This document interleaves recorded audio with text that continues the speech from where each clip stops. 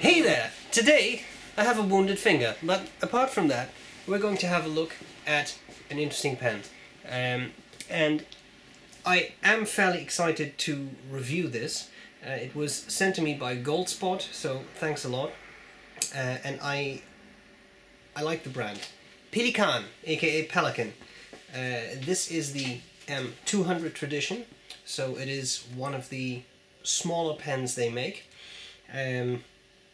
I'm going to cover the parts of the pen. I'll tell you what I like about it, what I don't like about it, and then I'll do a writing sample. Now, as I said, it's the smaller pen in their lineup. Their lineup doesn't make a lot of sense in numbering because of one pen. I think it's the M300 that is actually smaller than this, but then there is 200, 400, 600, 800 and M1000. That's the Souverain series. Now, this is the 200, a smaller pen. It's the tradition. I have the strong impression Pelikan, I'm just going to say Pelikan now, Pelikan was trying to go for a traditional vintage look, hence tradition. And I think they succeeded pretty well in doing that. So, let's first look at the box. Box, simple design. I like these white cardboard outer sleeves. And then you have this box, and I think I had not seen this particular box before with the higher level Souverain pens, the 600, etc. You get these sort of coffin boxes. This is cute. I like this cutout, and then you just pull this out and you get your little fountain pen bed. There is a service guide in there, warranty, etc. It's actually a decent one, although I have seen more colourful versions, but you know, simple, decent lineup of the nibs, that kind of stuff. And there is the fake leather pouch they do. This one does not have the fake seal that's attached to an elastic band that the higher end Souverain models do. But it's a nice, simple pouch. You can definitely keep a pen in there. In fact, you can keep a couple of pens in there. Tie this all up and then you're ready. Now, as to the pen. Alright, smaller pen. I've said that. Let's cover the parts. Starting, I'm just making sure this is aligned properly. Starting with the finial. Now, the finial is black with a gold little pelican and its baby pelican on there, which is made to resemble the vintage finials that Pelikan used to do. And you have this cap, simple, black, and you have the famous clip that's a stylized Pelikan bill. So the head of the Pelikan with the eyes on the top, and you have the bill, nice ski slope there. I always like that because it's very easy to slide into a shirt pocket or a pen pouch.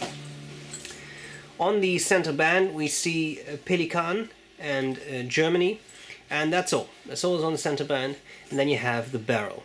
And this is an acrylic resin, and I think this is the biggest selling point of the pen. The barrel has a very nice marbling effect there. You can see that it catches the light. It's very pretty. And then here we have the piston turning knob, because the M200, like I want to say everything else in the Souverain lineup, is a piston filler. Cap unscrews. You don't have to damage your wrist by screwing it. It's basically one full turn and you have uncapped your pen. And then you have the section and the nib. Looks like a gold nib, but it's not. It is a steel nib with gold plating, and that's pretty much all there is to it. And here you have the feed. I like the shape of these feeds. Section, simple, small, tapers down, flares out, and then you have these the threads for the cap. This black part is actually not a black part, that is an ink window, but I have a fairly dark ink in there right now, so you can't really see it very well, but that is a large, clear ink window. Okay, size of the pen. Well, I'm sorry about my band-aid there, so today I'm going to use my left hand, which is of course very awkward, but that's the size. It's definitely a skinny, small pen. You can post it and it becomes bigger and a more normal size, I would say. Total lineup, posted is not that small, but if you use it unposted, I would say that's definitely a smaller pen. Okay, what do I like about it? What do I not like about it? Well, Pelikan is a brand that goes back a long time. They've been around for a while, and I do think that reflects in the, or is reflected in the quality of their products. I am thinking, and I have concluded, that I have never seen a pen by this brand that fails, that doesn't write out of the box, and that has a terrible nib. I honestly don't think I've ever seen that. I had one nib that I was not that impressed by. That wasn't that red new tortoise they did. I didn't find that a very pleasant nib. That skipped quite a bit, but most of the time, especially on their finer nibs, they're very well polished and they write very well. And this pen is no exception. It has a finer nib. This is a regular fine, and you will feel feedback. It is a fine. It is an actual fine line that is put down by this pen, but not really scratchy. Definitely feedback, but no unpleasant scratchiness. So that's nice. That's something I like. I really like the barrel. I really like the material they picked. I'm showing this to you from a distance now. You can really see when it catches the light. It's a very pretty looking pen. I like that it's a piston filler. It has a nice ink capacity, bigger than any cartridge ever will be. Pleasant, nice amount of ink, and it's just a very classic look. And that's something I really like about the Souverain line, whether they're trying to make it look a bit vintagey or not. They're classic looking pens, and that's not for everyone. Some people like fancy modern design Lamis, other people like this. I think it looks very cool. Okay, things I don't like about it so much. Well, it's a smaller pen, but of course that's not really a fair argument. If you want a bigger Pelikan, you should buy it 400, 600, 800, 1000, etc. I would personally not mind a Pelikan 4000 because I think you need a little crane to support it, etc. But I think that would be very cool. This is a smaller pen. Small pens have an advantage. They're lighter. They're of course, obviously, very well suited to people with smaller hands, but they're also easily pocketable. An M1000 is going to stick out of any shirt pocket. It's easy to carry. It's portable, and I really like that. Now, one thing I forgot is with a lot of the special M800s that were launched recently, there were no ink windows, and many of the Pelikans, the traditional Pelikans with the green or red or blue stripes, have transparent stripes, so you can hold the barrel up to the light and see the ink level. A lot of these special edition M800s you cannot, and this pen does have an ink window, and I think that's great. It really has a vintage look because of that. Over here I have a friend's 120, vintage 120. You may be able to see it. There's no ink in there, but you can actually see through that barrel. So I like that, because with this pen, if I hold this up to the light, I cannot look through the barrel. So I really like that it has an ink window. Okay, I was talking about things I don't like so much. The final thing I wanted to mention is I find the price on this pen relatively high. You're looking at about $140, and for that amount you get no gold nib, you get a steel nib, you do get a piston filler, and you do get a very attractive barrel, but you also get a really pretty small pen. It is not as small as the M300, which is really a pocket pen, but it is definitely a smaller pen. So the price is something that may be a consideration in getting this. I guess that's always the case, but I mean, I find it relatively expensive for what it is.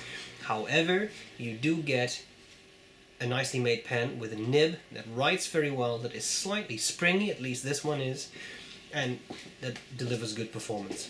Oh, and the final thing I wanted to say is that I noticed that the tolerance of the pen is not perfect.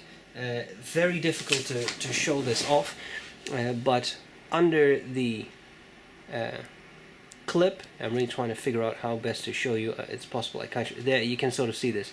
Right under the clip there is a bit of a gap between the the cap and the clip band. Is that a giant issue? Well, I don't know. If you look at your pen like this all day, then probably it is. But I have not seen that on the higher level StephenBrown pens. Okay, more than enough inane dribble. I think it's time to show you how the pen writes. Measurements of the pen will be on the website sbrebrown.com, as well as high-resolution pictures taken by the ever-wonderful Gourmet Pens. Let's do a writing sample. That's coming up next. I hope this was useful. Thanks again to Goldspot for sending this pen over for review, and I'm glad to see you later. Bye-bye. Okay, so here we go with the Pelikan M200 Tradition, the green marble version. The nib is fine, this is steel fine, and the ink is Pelikan Edelstein Jade. Bit of writing, fine nib, quite a bit of feedback, but not scratchy. So I find it pleasant to use. A bit of fast writing.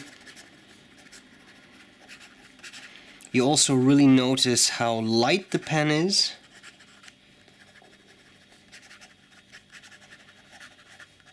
Almost to the point where I don't even feel that I'm holding a pen. No real skip, so that's good. Wetness, of course, also a property of the ink, but it's not really a gushing pen. And of course there's a fine nib. Line variation, you can squeeze some out, but it's not an enormous amount of variation. And for those of you who enjoy such a thing, reverse writing, very dry, very scratchy, that's not really feasible with this pen. Okay, so kind thanks to Goldspot for sending this pen over for review. I appreciate it. I hope this was useful so far, and I'll gladly see you later.